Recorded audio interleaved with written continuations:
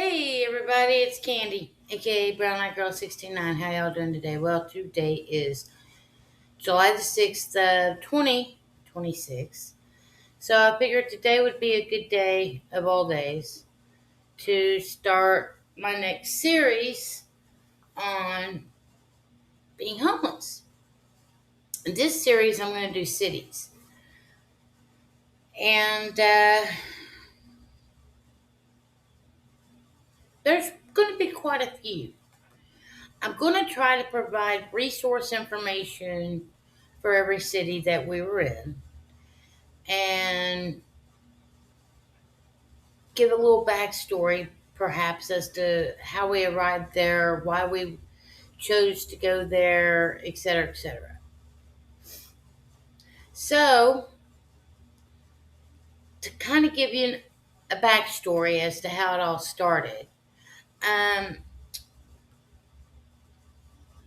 when Daryl and I first got together in 2005, 2004, then to 2004, into 2005, uh, I owned a 3 bedroom, 2 bath mobile home. Lived there with my daughter. Met Daryl. He never left. My mother started pressuring me to make him leave. And I had a choice, and I chose Daryl and Kelsey over that home. So we all left and moved to Austin, Texas. I transferred with my job. Things didn't work out, so we came back to Oklahoma. Lived in a small town south of here. Started getting up on our feet, and we lived basically here in this area until 2012.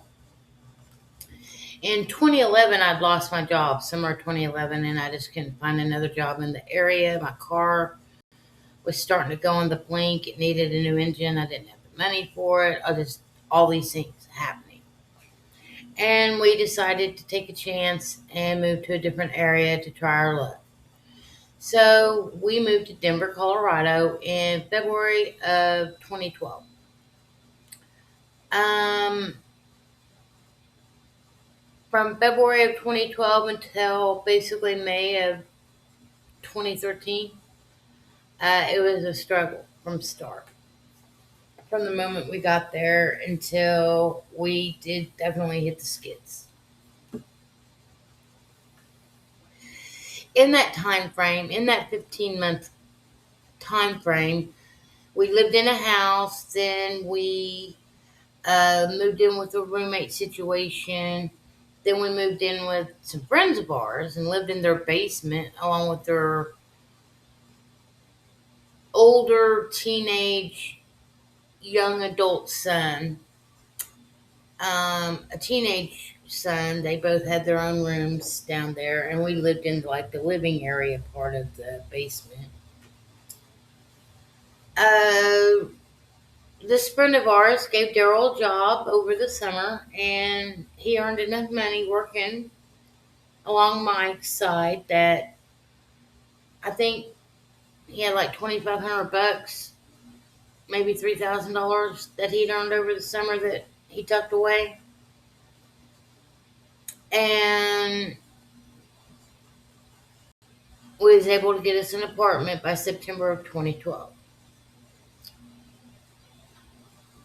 Bad thing about that was, as soon as we got the apartment, our friend basically quit working Daryl.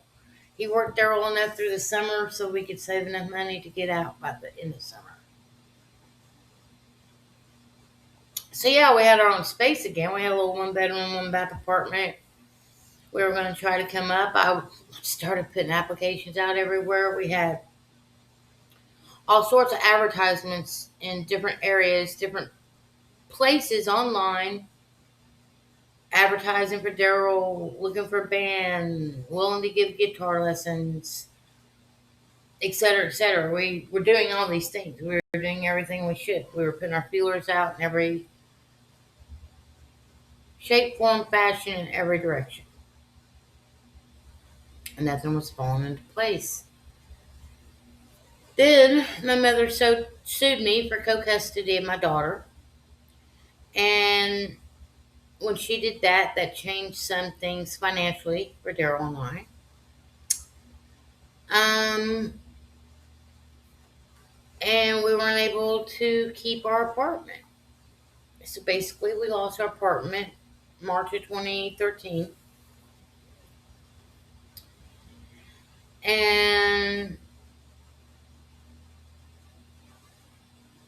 we basically couch surfed. Well, a friend of Daryl's, or an acquaintance of Daryl's, basically went to the same school as Daryl, knew Daryl, even though they were a couple years apart,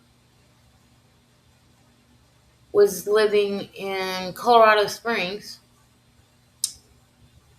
And so we went down there to stay with him and his wife. They had a spare room. It was a nice condo. It was a nice place. Only bad thing was their location. They were like on the main on. They weren't really close to anything, uh, like restaurant wise, store wise. They weren't in a big populated area where there was a lot of businesses or anything. Like the mall was the closest thing to us, and it was still a mile away. So there wasn't a lot of public transportation, and we didn't have a lot of money to take public transportation to try to find significant jobs. And the wife of the dude that we stayed with, she was in unhinged. I think we were out of there within like a couple weeks of arriving there. We went back to Denver by the end of March and started staying with another friend of Daryl's and his family, and basically living on their basement floor. And we were trying to find jobs in that area. We lived with them for like 2.5, 3 weeks. They kicked us out.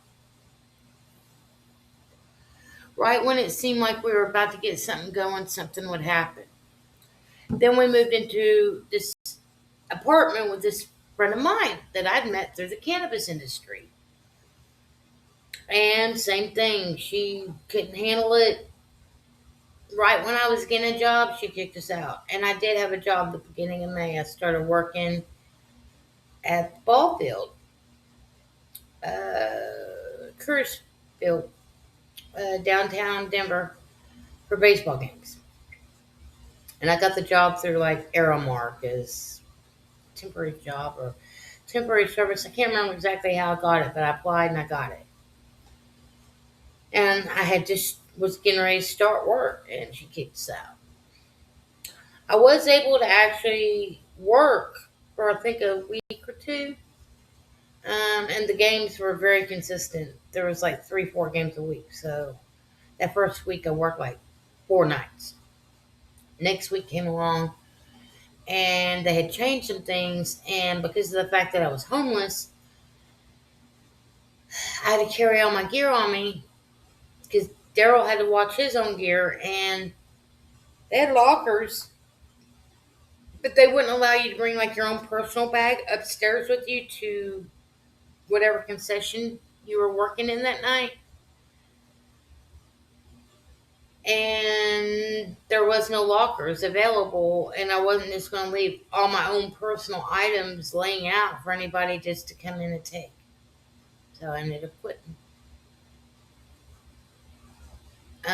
But I did get a paycheck, and I did get a little bit of money out of that. But that was when we first officially went homeless in Denver, Colorado. May of 2013. So basically, our first thing that we needed to do was find a location where we would be close to bathroom facilities to clean ourselves. We needed to be close to a location that we could hop on like a train and get to other locations. And we needed to be in a location that we were going to be concealed enough to sleep at night. So there was this little river, they call it the Platte River, but it runs through Denver. And we were basically off of 14th Street and Wine Coop, and there's a little river walk. And just down the river walk a little bit, there was this granite bench. It was huge. And there was space between this granite bench and the wall. Uh, so we slept between there. And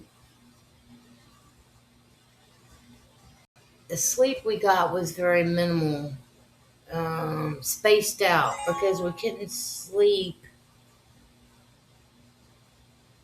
We couldn't get to the location until like later at night, like 10, 11 o'clock at night. And then we'd be getting up somewhere between 3 and 5 in the morning to walk to our next destination. The next destination that we would go to was this place called Father Woody's. And Father Woody's is no longer there. It's called something else, but it's not called Father Woody's anymore. But Father Woody's, basically, let's see, what all did they offer you? They had showers, they had food, they had mail service, they had a laundry service, they had access on the computer. They served a breakfast as well as a lunch. They also gave you snack bags as well as you had access to plenty of food and beverage while you were there, as well as to take with you for the day. Um, a lot of people showed up there for different reasons. Daryl and I, we always like to try to get a shower. We didn't want to take a shower every day, but every chance we got to take a shower, we were going to try to take it. Because here we were mid, end of May, and it was hot outside in Denver. Um, and summer was coming on. So, yeah, Father Woody's gates would open at 6 a.m. The doors wouldn't open until 7. If you weren't one of the first, I'd say 15 to 20 people in line, you weren't going to get a shower that day. People would start lining up outside of the gate around 4 o'clock in the morning to claim their spot in line and sit there. If they needed to go to sleep, they'd lay right there, go to sleep. Even though that behavior was not encouraged, but sometimes it was needed. And sometimes I would lay there and go to sleep, and Daryl would sit up, or Daryl and I both would lay there and take a little nap. Gate opens at 6. We all file in, sit up there for another hour on the ramp, and then we'd file in and tell them that, if we wanted a shower, then we'd get a number. And then once our number was called, we was able to go down the shower rooms. Well, the shower rooms, I think they had a total of 6 showers. So it went pretty quick. They give you 30 minutes per person. They provided you with everything, a towel, whatever. But and they'd even provide you with, there was always soap and shampoo and stuff like that in the showers.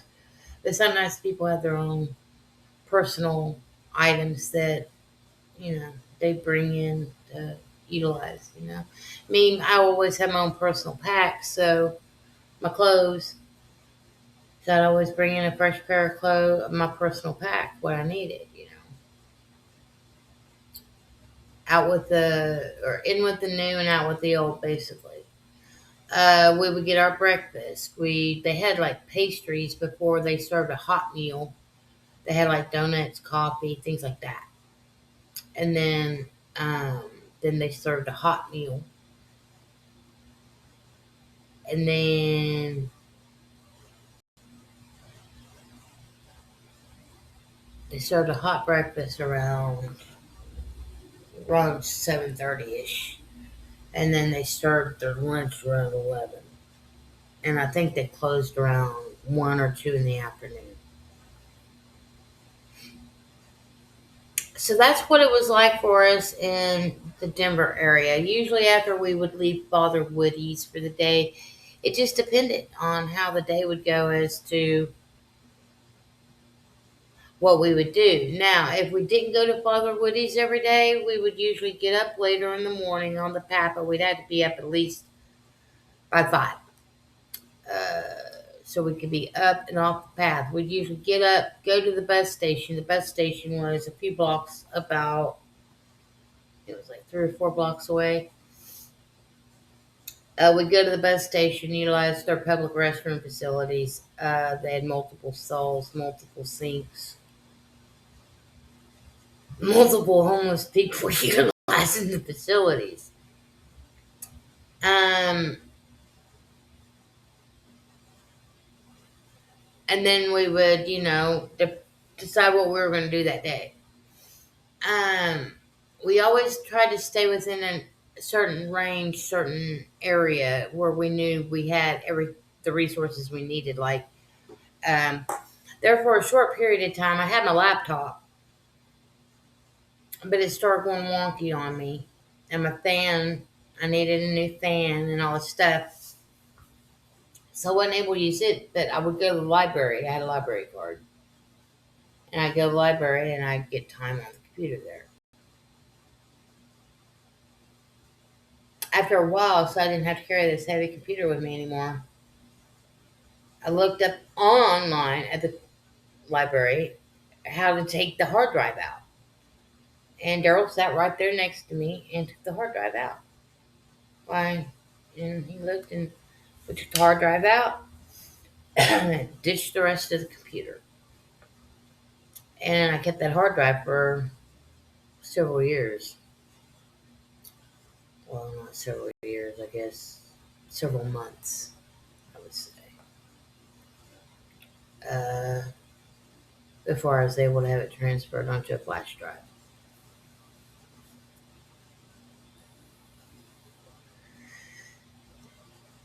The library that we went to was called Auraria, and they had this like little small community in downtown Denver, in this little small college called Auraria College, and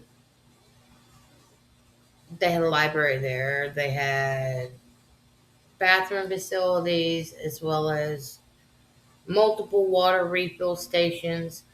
There was a Catholic church on the other side of the library, on the other side of the campus of the school, and they always handed out lunch. Trying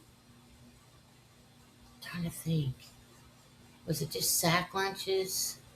Sometimes they just do sack lunches, and sometimes they had like a line set up that you go through and you get multiple choices of multiple foods. Um, so we was always able to get food through that Catholic church, and they served food every day. Also through Father Woody's.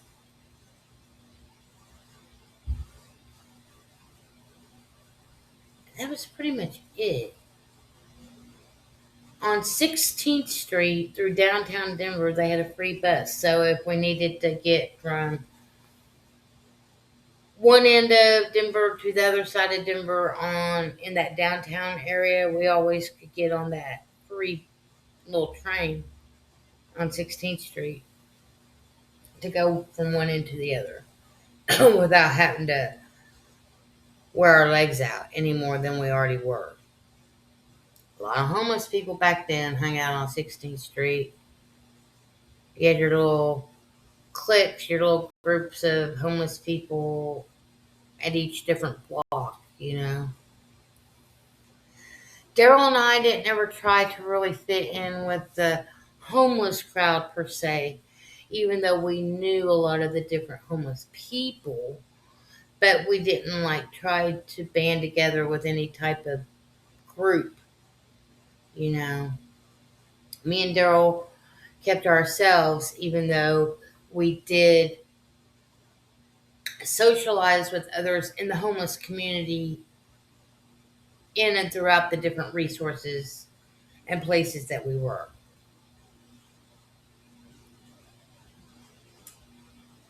And that's about all I have to say about that.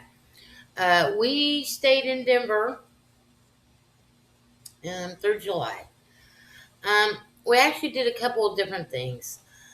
So I guess I will add this to the video because it's very quick. Um, at one point in time, we left the downtown Denver area. We went out west of Denver, and we were trying to. We wanted to go as far west as we could, and